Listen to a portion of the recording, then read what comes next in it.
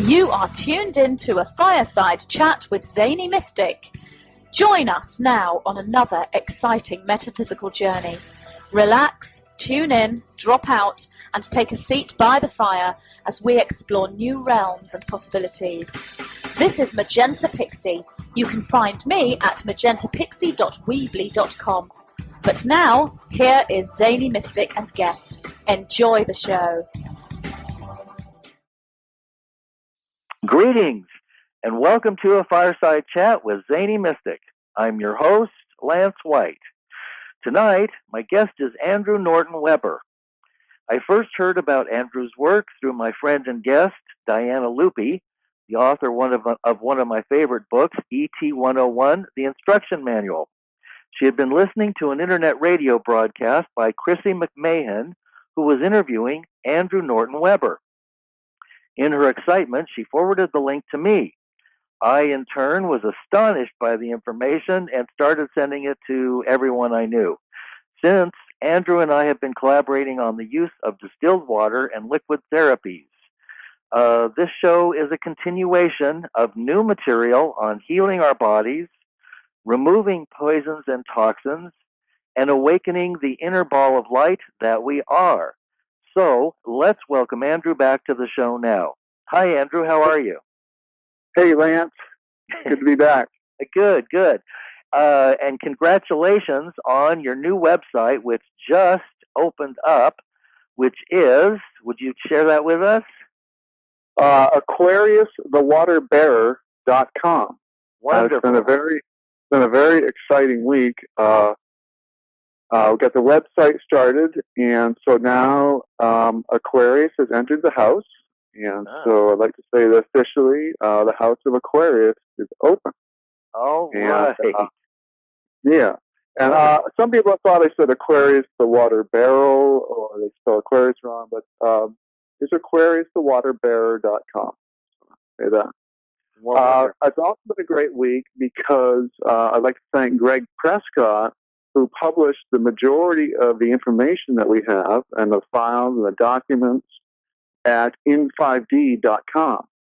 And I had sent the information to Greg, and he immediately responded that it resonated with him, and he wanted to put up an article, and so he did that.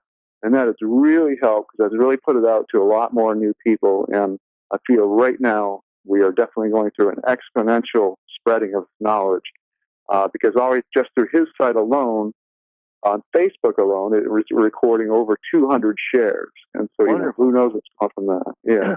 Well, I also want to thank Greg Prescott, who runs in5d.com, because I have been following his site for years, and I love his work. It's one of the most enlightened websites on the internet, and it's absolutely chock full of valuable information that you can trust, and you don't need to have quite so much discernment on there. Greg does a wonderful job of finding the very best on all the subjects that relate to awakening and enlightenment and the whole ball of wax. Just go there and poke around, and you will be sure to find something that you like there. So thanks, Greg. I really appreciate your help. Yeah, Greg, thanks. I also put out a shout out to Santos Bonacci. I emailed the information to him as well, and he immediately also responded that it resonated with him. And he said he'd like to talk sometime soon, but most importantly is he wants to start infusing the information into his interviews that he does and speeches that he gives. And I just think that's fantastic because I love his work as well. And he's got a great following, so that's going to put out another exponential branching for the knowledge to creep out there. Wonderful. And I too want to back that up. You know, when I had him on the show a couple of weeks ago, I was just totally, let's just say I was really impressed with his work, his presence. I love his interviews. I love what he's doing. And if you want to find out what's going on the planet, check out Santos Bonacci. He's a terrific guy and has great information. Okay. And the way, just so for Bill listening, the way you spell his last name is Bonacci. Right. All right. Another matter of order, I would like to draw attention to on Facebook, there is a woman who has had diabetes since she was a child, and she's in her early 50s now. She has a Facebook page called Changing My DNA. Oh. And if you go to that page, what we have going on right now is a real, live, ongoing testimonial of somebody using distilled liquids to go toe-to-toe with a disease. And hers is diabetes. And she is now on day, I think it's 110. And on that Facebook page is all 110 days of her writings of how she has slowly changed. And it's very exciting to listen to. She's an excellent writer, and it's just wonderful to watch. So that is a real life, ongoing testimonial that will be, added to the overall bank of knowledge that we're collecting. Yes. So, and Changing My DNA. How do people find it? It's on Facebook. I guess this would only be for people that have a Facebook page. It's Changing My DNA. Okay. Just print that into your search engine. Okay, good. I would like to say that with the new Aquarius, the waterbearer.com site, all the things, or a lot of the things I said we're going to get on there are on there now. The list of 24 doctors are on there who all had the courage to tell the truth about water. Distilled water. Good. Notables will be Dr. Charles Mayo, Dr. Andrew Weil, who a lot of people really respect in the health community. He's been drinking distilled water for years, probably decades now. Alexander Graham Bell is on there because he saved his life on it. So it's a real excellent list. When you read those 24 doctors in a row, it'll give you pretty much just as much of a basic understanding of this whole set of knowledge as I do. But it's good because it's coming from people who have just spent their life studying. And they had the courage, unlike the powers that were, to tell the truth about distilled water rather than try to hide it. And one thing that's not on the Aquarius site yet, but it's the next thing I'm working on, it's going to be very important, very useful for people. I'm going to take my 20 urine therapy books and pull out all of the testimonials and categorize them alphabetically by disease. And there's going to be a tab at the top of the Aquarius site that'll be, say something about alphabetically listed testimonials by disease, something like that. And if whatever disease you have or problem or issue, you'll be able to look that up alphabetically and see the grouping of all the testimonials that have happened before you that speak directly to your particular issue. Oh, and wonderful. So I think it's going to be incredibly valuable. And I can speak about all this stuff with such fluidity because, like I said, I've got those over 1,000 testimonials in my head. And once you start absorbing those, it paints this picture that you just can't forget. It just becomes, it's just so simple. Like I said, it'll take your breath away. This knowledge is so simple. Uh-huh. The testimonials that people drinking distilled liquids is just, there's nothing, anybody that's got their common sense turned on, it'll win you over. I'd like to make a correction. I made a mistake in the original interview with Chrissy McMahon, and I'd like somebody on Facebook brought it to my attention. I really appreciate that. I had stated that the pH of the blood in its normal state is about 6.4. I got confused in the moment, and that's actually the average pH range for urine, is what what I said by accident. The real pH of blood is always at a 7.35 to a 7.45. It stays right in that little window. So that's that correction. Okay, go ahead. Yep. No, what do you got?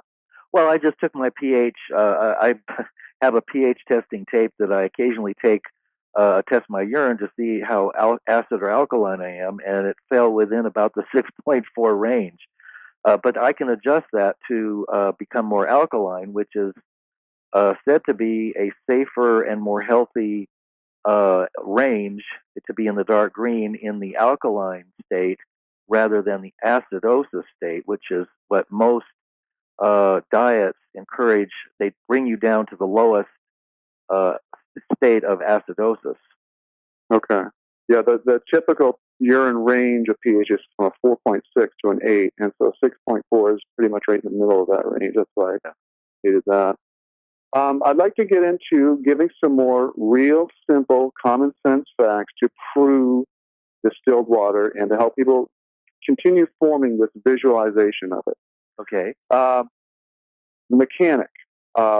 Anytime, when you used to be in the land of batteries, car batteries that had caps on them, a mechanic, if you went to it and your battery is dead, and they'll still remember this, they will tell you to take off the caps, open the caps, and pour in distilled water specifically, because the distilled water makes the battery alkaline again. When it's dead and it won't turn over your car engine, it's in an acidic, positively charged state. Mm-hmm. So you pour in distilled water, which is in a negative state, and all of a sudden the battery has all of its power back. So you're an electrical system. This is another thing that shows this is why you get power back after you put distilled water in you rather than the car battery. And you're an electrical system, so that makes a lot of sense. It does. Another thing is plants and rain. And how do we visualize that distilled water actually does melt stones and rocks? Well, anybody that's a gardener, and even people who've just been outdoors a lot, they will notice that immediately after it rains, there will be a huge boost in the plants and the foliage. They'll spring right up. And it doesn't matter if you've been, watering your garden for weeks on end with your garden hose. It just kind of, keeps it alive, and it does well and well. But there's always, any gardener knows, that after a rainstorm, everything just pops up an extra foot or 6 inches, and it's greener than ever. Mm-hmm. And what's happening here is distilled water is falling from the sky, and it's melting the rock. Plants live on rock. We, which is organic dead matter, we are supposed to live on organic living matter. But when the rain comes down and that plant is in there, that rain melts all the rocks, and all of a sudden there's a plethora of new food for the plant because the rain melted the rocks, literally melted the rocks, ripping them apart one molecule at a time as that negatively charged water is attracted to all the positively charged particles of dirt.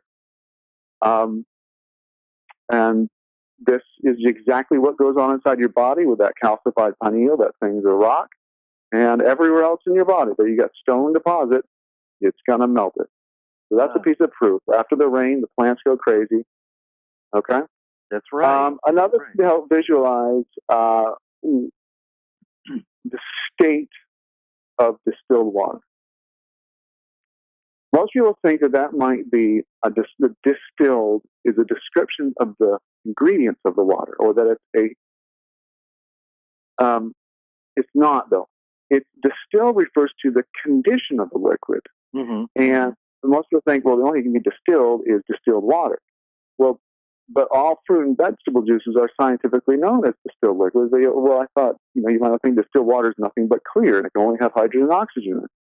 But again, it's the condition, and the reason that you can have live orange juice and you've got things in it besides hydrogen and oxygen is that those are all living things, and living things have a negative electrical charge. And so now inside the orange, you've got water and negatively charged living minerals. So distilled means unstill. It used to be still. And when you remove all the objects, or more importantly, when you turn every object in a body of liquid into the same magnetic state, and in this case we want it all negative state, everything is trying to push away from each other. You can visualize when you have some magnets and you put the opposite sides facing each other, they almost snap together. They're very attracted to each other. You just flip over one of those magnets and put the same sides facing each other, and they want to repel each other. Like there's almost this invisible force field. You try to put them together. Like, no, I don't want to go. It tries to go around it. Okay? Right. Well, imagine if you had a body of a volume of something where everything in it was, in a sense, around, say, a ball-bearing magnet, where every one of those spheres is radiating in all directions a negative charge. Now, that means that every object in a gallon of distilled liquids is pushing away from each other. None of them are attracted to each other because they've got the same charge. And so that's why Dr. Handley, who I've got listed as Dr. number 23 on the list, calls it the most molecularly unstable water that there is. And that's because of this thing. They're all trying to get away from each other. And that helps you to see why there's so much motion. And when you drink it, it just goes looking for things to bond to because it's tired of pushing away from itself. So distilled refers to the condition. And so even in the orange juice, even though it's got ingredients besides hydrogen and oxygen, they are all still negatively charged particles. And that's why your urine as well. It's not just hydrogen and oxygen. It's got all these great bioavailable minerals in it and ingredients and hormones and all. They all get a negative charge to them. So that's why even urine can still be called a distilled water. It's the condition. That's what that refers to. Okay. All right. We've got a very new, exciting piece of proof for making you want distilled water. And this has to do with ohms.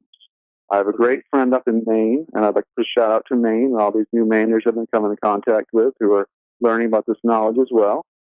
My friend in Maine is an electrician by trade, educated, and he has an ohms meter. And I went to visit him, and he has well water in his house, and he uses a reverse osmosis filter to treat his well water. And I, traveling, had with me my distilled water. And so we had 3 types of water with us. We had well water, reverse osmosis water, and distilled water. And he, just in conversation, he said to me, distilled water, all electricians know, is the only water that will not conduct electricity. Now, when you tell a lot of people this blows them away. They're like, no way, that's not true. But it is. If you look it up, you will immediately find out that it's absolutely true. But it's not 100%. There is actually no water anywhere at all that will 100% not conduct electricity. Okay. It's just a matter of how close you can get to 100%. And they measure resistance to conducting electricity in ohms. So the more ohms something has, the more resistance it has to allowing electricity to pass through it. Okay? Okay. So we took those 3 things of water, and the ohms meter has 2 wires coming out of it with a piece of metal on each end of each wire. And you stick the 2 electrodes into the water, separated from each other, and the meter registers how much resistance, how much energy is flowing between the 2 electrodes. And if a lot is flowing, it'll have a low reading. It means it has low resistance to electricity. It'll have a low number of ohms chalked up on the meter. Okay? Okay. So we put it in this well water first, and it was a pretty low reading. So it means it has a lot of what it looks like. What is happening is it's the objects in the water, it's the inorganic ingredients in the water that allow. That is what the electricity is actually arcing across through the water. And the more that it's just pure water, the less it can pass through because there's less objects for it to dance across. So I put it in the well water, had a low ohms reading. We put it in the reverse osmosis water, and it kind of had a middle of the road reading. Then we put it in the distilled water, and it had a high reading, meaning it had high resistance to allowing electricity to pass through it. Okay. Now, my friend drinks reverse osmosis water on a daily basis. And then we took the electrodes out of the water, and he held one of them in each hand. And so he was asking the meter to read how much electricity was passing through his body from one electrode to the other. And it registered a kind of middle-of-the-road ohms reading. The funny thing is it mimicked the type of water that he drinks. Wow. And now what happened next is what neither one of us expected. I grabbed both the electrodes, one in each hand, and whereas the distilled water had registered as a high resistance, it jumped up to what you would call, for me, a very high resistance. It jumped up higher than even the distilled water. Now, my electrician friend's face it was startled both of us because it just all of a sudden jumped to a number higher than we had seen before. beautiful piece of knowledge. Now, what this shows you is that the more distilled your body is, the less that harmful electric energy can flow through you. This literally allows you to access that invisible force field that you always wished for as a child. You literally have that ability to ramp up your resistance to negative, to bad energy. And so, another way, the more distilled you are, people become, they de-age, they become youthful, their diseases go away, they have more energy than ever. Energy starts to flow through them, but we're not talking about harmful electricity type, but we're talking about life force. Right. So the more distilled you are, the more clear you are, the less dots of inorganic matter is inside your body, the less that bad energy, harmful energy can flow through you, and the more that good vibrations can flow through you. So this gives you an ability to physically make your body either susceptible to being conducive to good vibes, or you can be conducive to bad vibes. And very much in this day of HARP, scalar waves, electronic harassment, Wi-Fi, cell phone, we got bad energy all around us. Oh, yeah. Chemtrails. Lo and behold, here again, distilled water allows you to produce a force field which does not allow bad energy to flow through your body. I think that's just phenomenal, and I'm totally excited about that. Well, that is really exciting. Yeah. No question about it. And I would actually like, I haven't done it myself yet. I don't own an ohms meter, and I'm back down in South Carolina now. I would guess that somebody should do fasting and measure their ohms resistance every day, or even, whenever you start doing this therapy, if you can get a reading on your ohms resistance, and I guarantee you that day by day you could do a recording and see that your ohms, that your resistance would increase. And so it'd be interesting to see, when somebody has really, done a 15 or 30-day fast, test that person then. Yeah. I want to see what their ohms resistance is. Well, Dr. Bragg, Paul C. Bragg, wrote a book called The Miracle of Fasting, and he drank nothing but distilled water all his life. He had a PhD, and he guided his clients in fasting, and he was a huge proponent. The whole book explains about how fasting reduces the amount of vital energy that you use up digesting food, which really has become non-essential. It's become a habit that is degrading the immune system. So there's a lot to this.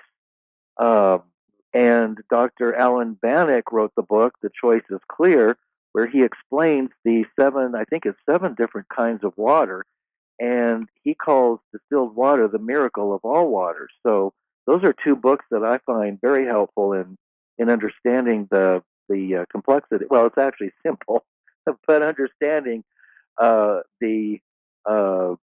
difference between thinking outside the box, which is healthy, and going along with the herd, which is not as beneficial. Yeah. Yep. I'd like to give some more tips on fasting in just a minute. I want to stick on helping give some more proofs and understanding about distillation.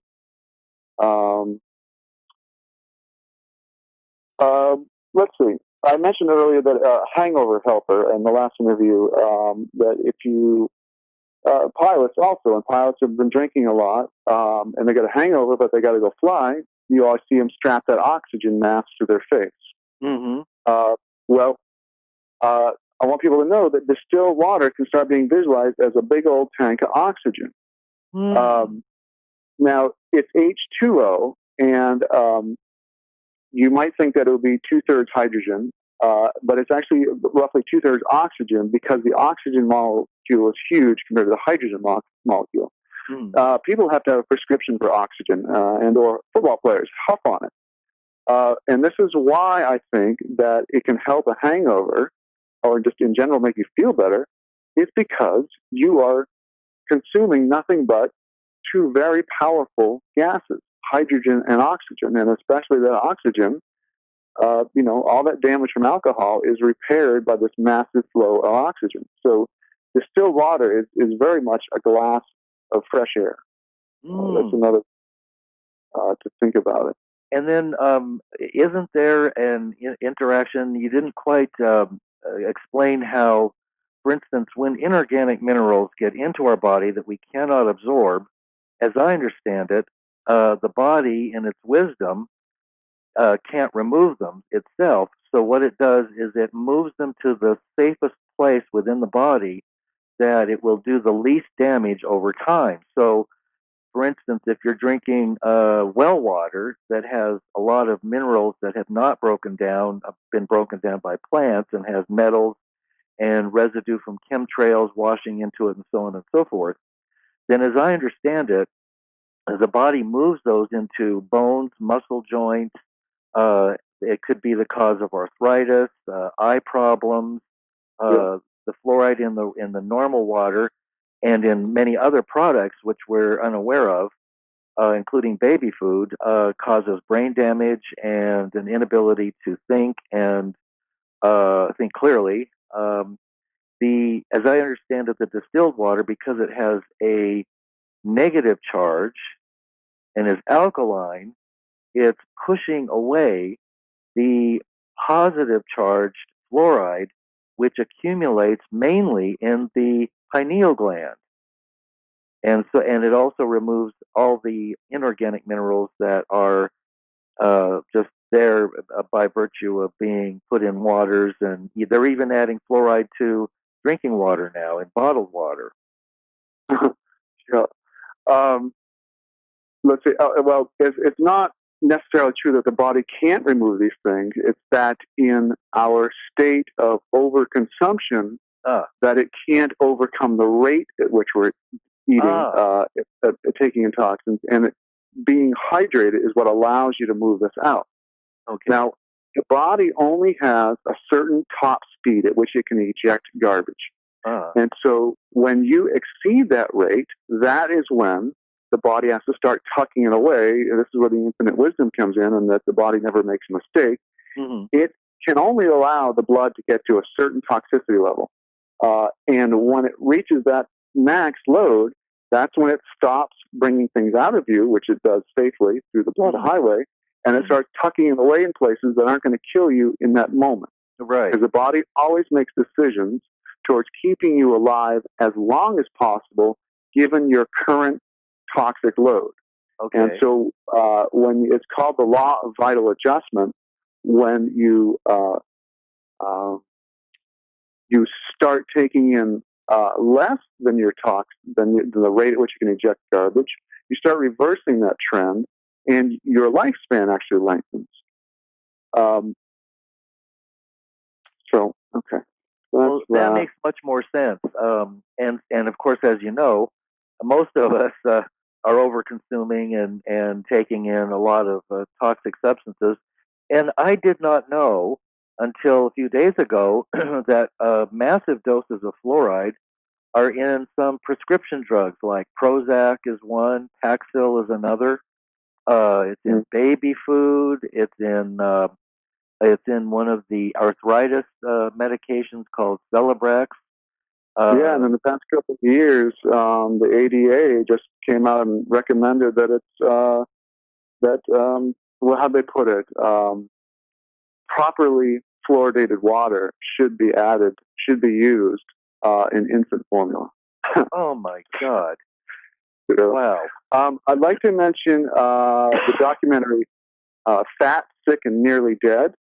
Okay. This is another excellent video that adds two more case histories to the Distilled Liquids Hall of Fame. In this movie, these two gentlemen spend 60 days straight consuming nothing but live, raw fruit and vegetable juices. Oh. And you literally, and this has helped people prove that we're talking about the fountain of youth here, that distilled liquids will de-age you. This movie is a documentary. Part of the problem with urine therapy knowledge in these case stories is there's not much photographic and video evidence. But this phenomenal documentary, Fat, Sick, and Nearly Dead, shows two guys who one's like, almost 300 pounds. The other guy is almost 400 pounds. Very sickly, very bad moods, disposition, cranky, just looked terrible, ashen. You watch in real time throughout the course of this documentary, you watch these guys de-age. They melt away, they get smaller, they get happier too, and they go from ashen to golden. They're glowing by the end of the documentary. Their eyes have opened up. The one guy's eyes, the star of it, his eyes get bluer, and he's happier. You can just see the life force radiating out of him. You'd love to test to get an Ohms reading on him. Oh yeah. And so this is an excellent documentary that anybody should watch if they want some literal in-your-face proof that distilled liquids will de-age you. They are the fountain of youth. Okay? Well, go ahead. Diabetes. Even diabetes and multiple sclerosis. People tend to think of these abstract diseases they just can't find a cure for. Okay? Comes back to stone again. That the body is slowly turning into stone from the inorganic minerals. All the diabetes is it's not that the pancreas can't eject insulin anymore.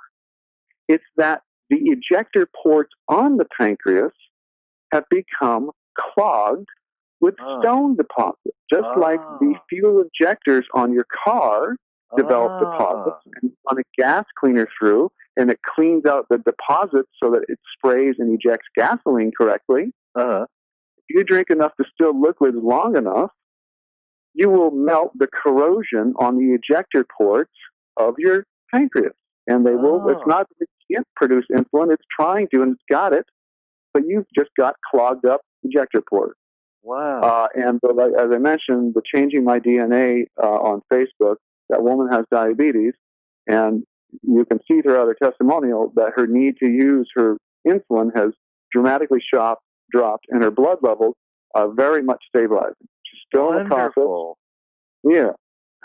Now I'd like to speak to multiple sclerosis. Okay.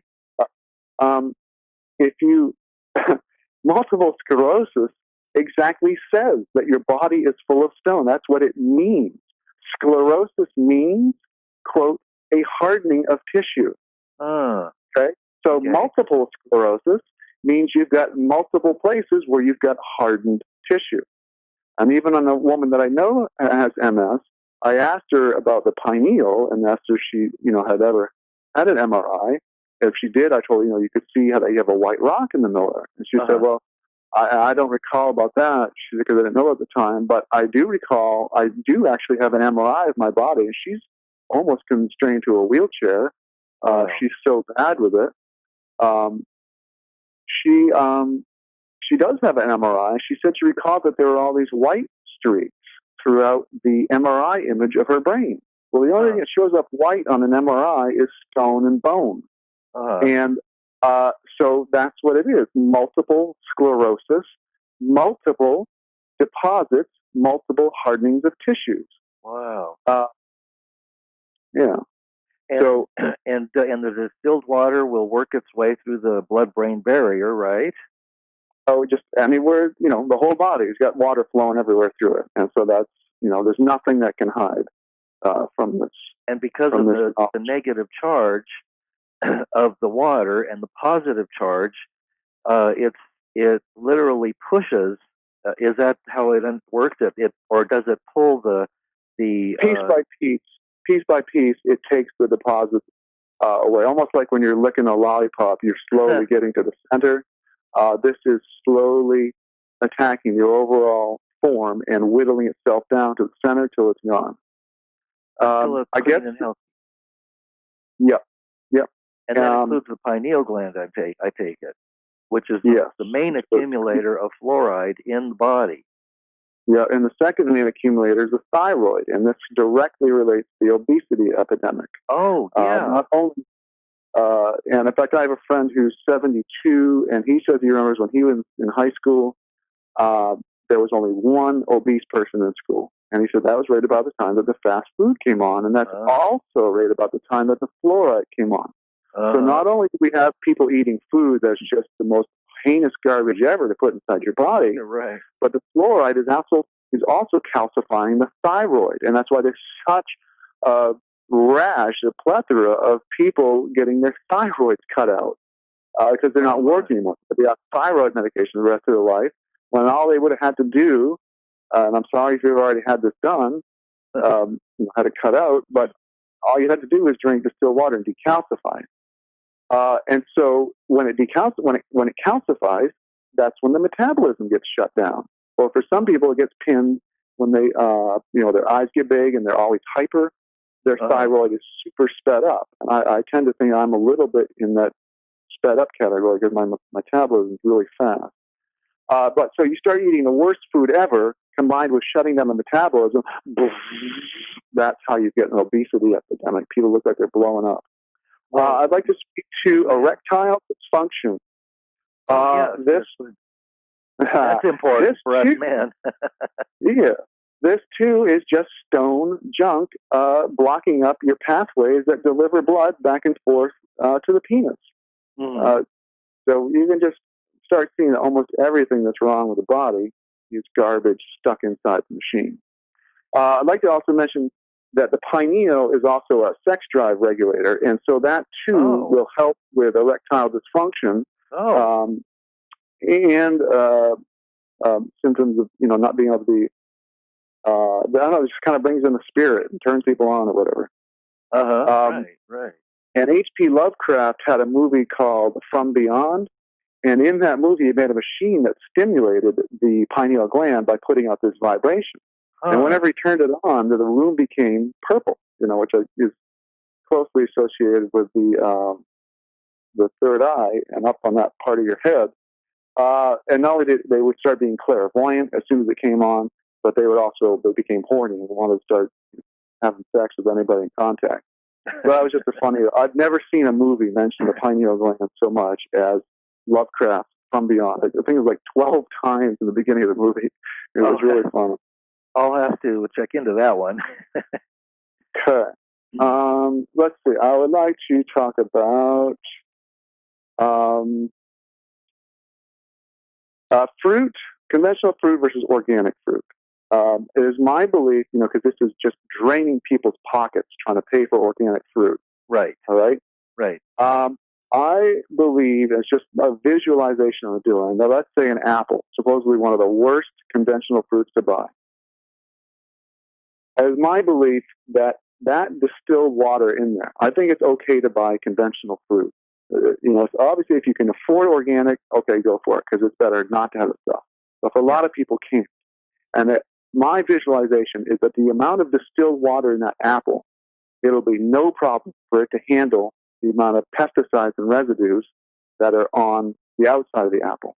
And remember, distilled fruits, they are an empty vacuum.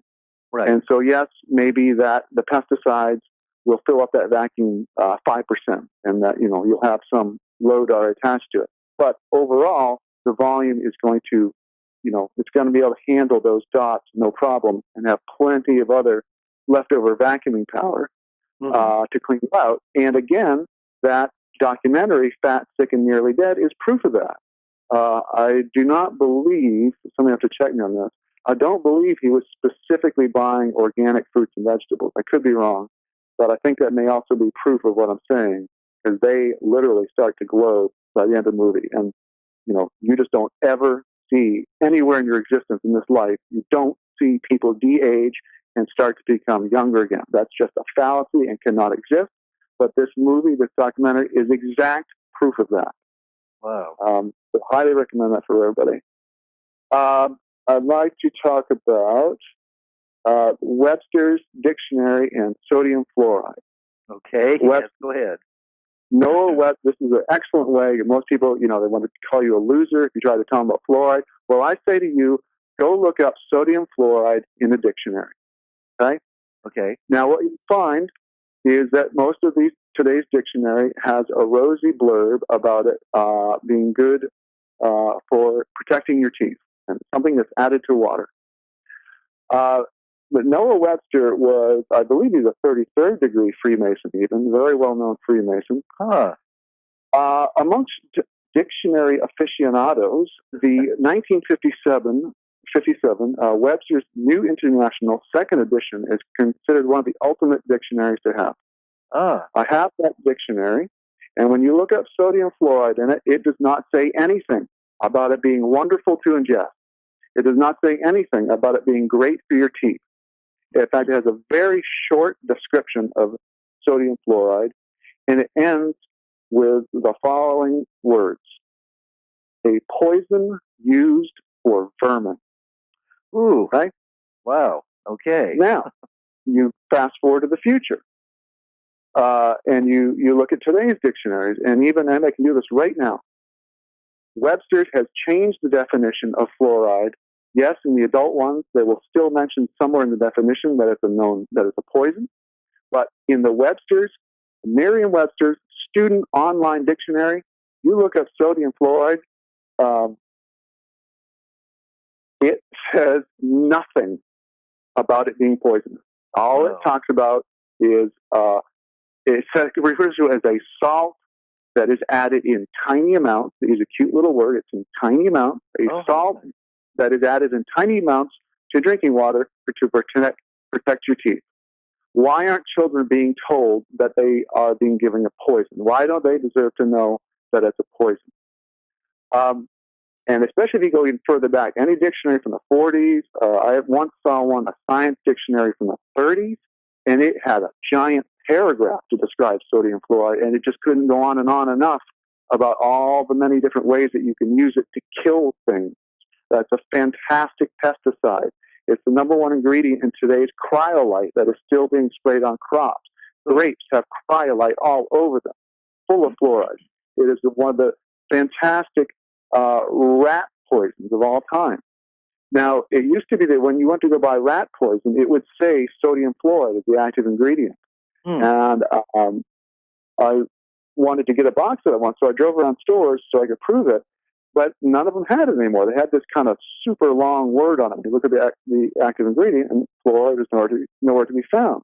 On my last store that I stopped at, just got to be karma, I was walking out, still didn't find sodium fluoride-based rat poison. An exterminator pulls up to the hardware store. And so I said to him, hey, I got a question for you. I said, my grandfather used to swear by sodium fluoride for killing rats. They said, but I can't find it anymore. I said, what's going on? He said, yeah, they phased that out about 5 years ago. He said, just like with everything that's poisonous, they don't really ever tell you. They just slowly phase it out. And he said, what I noticed, he said, I started working in the rat extermination business 8 years ago. We were using sodium fluoride still, but they started reducing the amounts because it so destroyed the nervous system of the rat and so obliterated it, and like I said, it shreds your DNA, that they could not pick up the rats and remove them from the site without them bursting. And so they kept trying to lower the amount of fluoride, but eventually they just said, screw it, and they just stopped using it altogether. Okay? So that's how tasty fluoride is. And I'd like to point out that the definition, sodium fluoride is in between lead and arsenic in its toxicity level. Lead, the worst, arsenic's just below it. Sodium fluoride is in the middle. The definition of lead and arsenic have not changed over the years. They are still listed as poisonous. But somehow, fluoride is not defined as poisonous anymore. Just so everybody knows. Interesting. Good research. Thank you. Okay, I'd like to use two more ruses that they use to scare away people from distilled water. You will see them say that one of the reasons to stay away from distilled water is because it leaches carbon dioxide out of the atmosphere, which is true. Again, they always do these half-truths and they skew it. Okay? Now, the reason it's doing that is because when you have fresh, brand new distilled water, it is looking for anything to attach to because it's tired of hanging out with its old negatively charged self. It's hungry for positively charged particles. Okay. And so the second you expose brand new distilled water to the air, it starts leaching carbon dioxide out of the air, which is in the air. Now, they say that as though it's the only water that does that. But the joke is that other waters do it too. They just don't do it as much and as vigorously because they've already got a load in them. Oh. But they don't tell you that, you know? Right. They just say distilled water leaches carbon dioxide from the air. It's definitely acidic. And this makes, of course, the more particles that get absorbed into distilled water, it makes it more and more acidic. And so they say, stay away. It's acidic. It's terrible for you. And it leaches carbon dioxide from the air. Yes, that's true. But it's an on-purpose, obfuscated truth. The reason it does it is because it's proof that it's an empty vacuum and it's ready to go to town picking up garbage. Okay? Okay. The other stupid ruse that they are using to fool people is that distilled water leaches minerals from when you cook food in it. Okay. Yes, this is true again.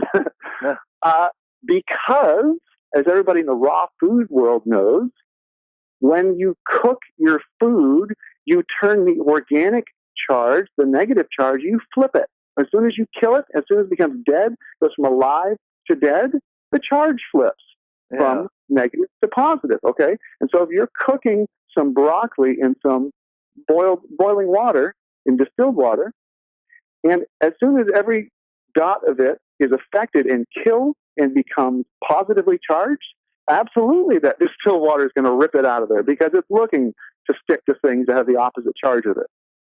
So this makes sense. And while it's leaching, these minerals that you don't want anyway. They used to be alive before you started boiling it in water, but now that you've boiled it, thank the distilled water for leaching those out of there because you don't want them because they're dead now. Okay, so enough of that. Right. How about I'd like to let people. Yep. How about the idea that I read that many doctors recommend that it's okay to purify your body, to cleanse it for 30 days, but never drink beyond 31 days because it leaches the minerals, the organic. They don't say. They just says it leaches minerals out of the body, and of course it can kill you. They're just trying to scare you again. It's and isn't that the distinction between inorganic and organic? Because the organic minerals can't be leached out of the body by distilled water. Exactly. It's scientifically, physically, electrically, magnetically impossible. And also, distilled water does not hold radiation. So there's a lot of concern lately about various radiation, atomic, nuclear waste plants breaking down, and that's floating through the air. It's coming through the water. It's coming through the oceans. It's coming through the plants and the fish. But as you said, those are particles, and radiation is removed in the distillation process, just like nature would remove it if there were no chemtrails. Right. So that hopefully can go out to all the people in Japan, especially around Fukushima. I'd like to put a shout out to my friend on Facebook that came up with a great idea that as soon as possible, somebody out there that's got skills, please put Japanese translations on these interviews. My interview with Chrissy McMahon, and let's make them available. Everybody speaks Japanese, and even more to the point for the whole globe. We need translation into all languages on this information as soon as possible. If anybody can do that, we have no copyright. Yeah, one of my guests can do that. He is an ambassador from the east to the west, and he does that. And I can put you in touch with him. And I think Benjamin Fulford, as nutty as he can be, he does that as well, doesn't he? He might be somebody to consider. Right. Yeah. Okay, yeah, and I'd like to, if anybody out there has a personal connection to Fulford or David Wilcock, please get this information to them. I heard David mention reverse osmosis water in one of his speeches as far as being good at cleaning out. Just wanted to know about the distilled aspect, that it's even higher and it does it even faster. This is a good point to bring up, too. There's a lot of people arguing back and forth about reverse osmosis versus distilled water. Mm. Across the board, it is known that distilled water gets, on everything. I mean, reverse osmosis, it's always in the high 90s. It's never 100%. Right. But distilled water with a proper charcoal pre-filtration is always at 100%, or as close as possible as you can get to it. I'd like to say that it's also, you see deionized water. That too looks like actually a closer substitute to distilled water, definitely ahead of reverse osmosis water. Huh. Because, again, the ion, when we talk about the negative positive charge, that is also referred to as the ionic charged things. And so deionized water has had all of the positively charged ionic matter moved out of it. So it, too, is nothing but a negatively charged bath of water. And we've got a friend in Switzerland who says all there is over there is deionized water in the stores.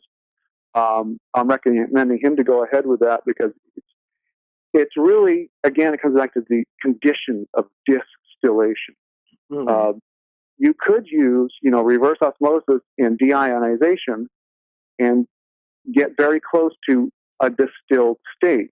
You can come at this water. See, it's not the process. Most people think that it's when it's only if it's been steam boiled or it's been evaporated. Uh-huh. But it's not. It's whatever process that water has to go through to become completely distilled, to go out and be the most, as Dr. Hamley said, the most molecularly unstable water there is. And that happens when you remove the items from it. Right. So, yeah, it is okay. It doesn't have to be distilled water, but see, when you take reverse osmosis and deionization, you do a whole bunch of things, you're trying to get it to the state of being distilled. Yeah. So empty water liquid can become distilled through a variety of means. It's just what you do to get it there. Nature's chosen path is distillation. And the hydrologic cycle with the oceans, they use evaporation. I should tell people about the volatile organic compounds. I don't think we've covered this yet. City tap water is especially loaded with VOC, volatile organic compounds. And the problem with them is that they have a lower boiling point than water. So they actually make it through the distillation process. If you have a distiller and you distill some water and you test it and it tastes worse than ever, like it's got plastic in it, those are VOCs. And that means that the water, your source water, has a lot of it in it. And almost all tap water, municipal water, is like that. And so you need to do carbon pre-filtration because carbon picks up the VOCs. And if your water turns out to be so strong that even the carbon pre-filter is not doing enough, the highest recommendation I can give to treat water is to do reverse osmosis to it and then send it to the distiller. That's what I do. You're right. And you get $150 under the sink reverse osmosis unit. So that's not very much. And then send it to the distiller. And I have a friend, actually one of my guests, Amelia Benz, is using nothing but distilled water. She's distilling it herself. And when I was talking to her about it, she said that the gunk from the water in Sacramento that's left at the bottom is it's smelly and it's putrid. She said you would never know that if you were just pulling a glass out of the tap. And there's a list of items that were tested by the University of Pennsylvania and Carnegie Mellon of about 40 or 50 different toxic substances that are consistently in random water. Cryptosporidia, giardia, arsenic, barium, boron, cadmium, cobalt, iron, radium, chloride, nitrate, ammonia, lead, mercury, nickel, selenium, vanadium, and benzene, phenyl, chloride, benzene, toluene, hexachlorothane, nitrobenzene, and about 30 other things that I can't pronounce at all because they're technically beyond my recognition. And those are all in the water. Yep. Got to get them out, people. Not good for an organic creature. I'd like to, on the new Aquarius, the waterbearer.com site, and of course you can go to scribd.com, but I'd like to mention 2 books On distilled water, of course, you've already said The Choice is Clear by Dr. Bannock is excellent. Dr. Bragg has a book called Shocking Truth About Water. I love Dr. Bragg's work. He's Yeah, amazing. and Dr. Norman Walker has a book, something about water can ruin your health. But my favorite distilled water book at all is the one that's 16 pages, written by Dr. Hanish. If you punch it in on Amazon, you can't find it. Well, there's one used copy of it. But for some reason, Amazon is not carrying the works that Health Research Books is publishing. If you Google Health Research Books, they are actually selling a new printing of the Distilled Water Cure by Dr. Hanish, the 24th doctor. And it's just a phenomenal little 16. It's crazy. It's only 16 pages, but again, information is so simple. Are you going to have that up on your site? The pertinent information? On the list of 24 doctors, he is the 24th doctor listed. I've got his writings on there. Okay, good. The Water of Life by John Armstrong is probably the most classic urine therapy book ever read. It's the first one I ever read, and I didn't get a quarter of the way through it before. He just was so convincing I wanted to try it. But I've got there a link to that book as a PDF file is on the Aquari site. Everybody everywhere in the universe should know the body of knowledge that's inside that book, called The Water of Life. To read testimonials about what happens to people when they start fasting and drinking the urine, it will blow you away, and everybody should know about it. All right, I got to talk fast here because we're getting down to how many minutes we got left? It looks like, I think about 4 or 5. Okay. I would like, let's get spiritual here, all right? Okay, good. Yeah, let's ramp it up. Let's ramp it up, people. Where are we headed? Okay. In a land where everything becomes psychic, deception can no longer exist. And that is the goal. It's one of the goals of spreading this information and changing this ridiculous state that this planet is in. No more deception, because when everybody is psychic, you cannot be deceived. All right? Yes. Okay. As people start clearing off their pineals, they're going to start waking up, and we need to start waking each other up in the dreamland, okay? So we can all start learning more exponentially. Yes. I'd also like to tell people if they want to try to astral project and they want to start lucid dreaming, it's been my experience and from watching others as well as myself, is you need to stop smoking marijuana. I'd like to recapture the term for marijuana being a gateway drug. It is a gateway drug, but in a different way than the people that push that term mean it. It allows you to study and be open up to actually absorb information and to realize that you have a stargate. So I'm going to, in a funny way, say that marijuana is a gateway drug because it allows you to learn and know that you do have a stargate, that your pineal gland, and that you can astral project. But it seems like people have a very hard time becoming lucid when they smoke. And marijuana users across the board, as far as I've seen, have testified to this. Whenever they stop smoking for even 3 days, or if they go on a trip and they don't have any grass with them, all of a sudden they start having dreams, and very lucid ones at that. So for all those that are trying to astral project, it looks like you can use marijuana to get you to the Stargate, but you have to leave it at the door. Okay. You want to go through. Okay? Now, once we all start waking up at night, those that are more lucid and are already doing it, I'd like you to try to remember during the dream to go start waking up your friends.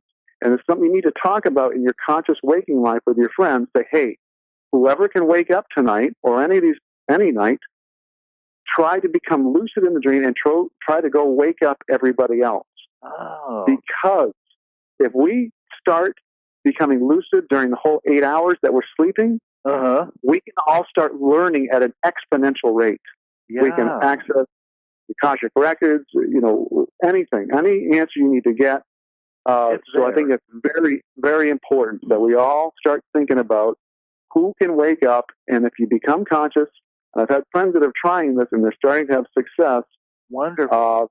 Verifiable to the point where you call your friend the next day and say, hey, I tried to summon you into my dream hour. I tried to come see you, and we did. Do you remember? And they'll either say yes, or sometimes they don't, because it depends on how asleep you are. Most people are sleepwalking through their waking life. Even if you do become conscious, and I say, okay, take me to go see Lance, and I'll go find you, I'll actually have a hard time convincing you that it's the dream world.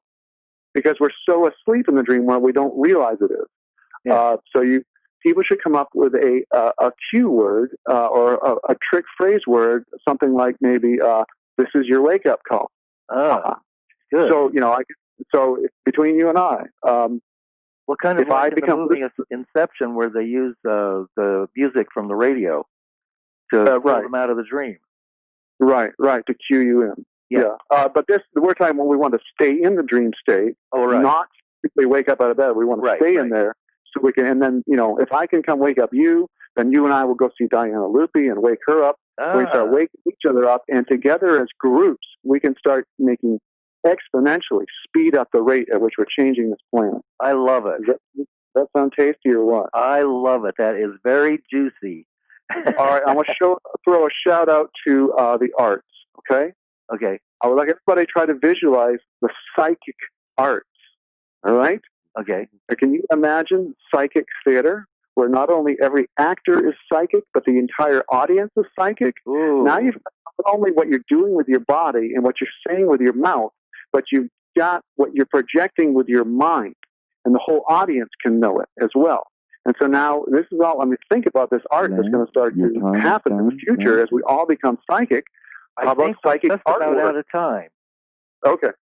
So if you can wrap that up and give us your website, we're going to be done. Okay. AquariusWaterBear.com. Don't anybody drink over 1.5 gallons a day. That's most I've seen a doctor recommend up to. Okay. All right. Okay. All right, people. Carry on. We'll continue that conversation, which was very interesting, in our next chat. Thanks, Lance. Thanks a lot, Andrew. Great stuff. Good night, everybody.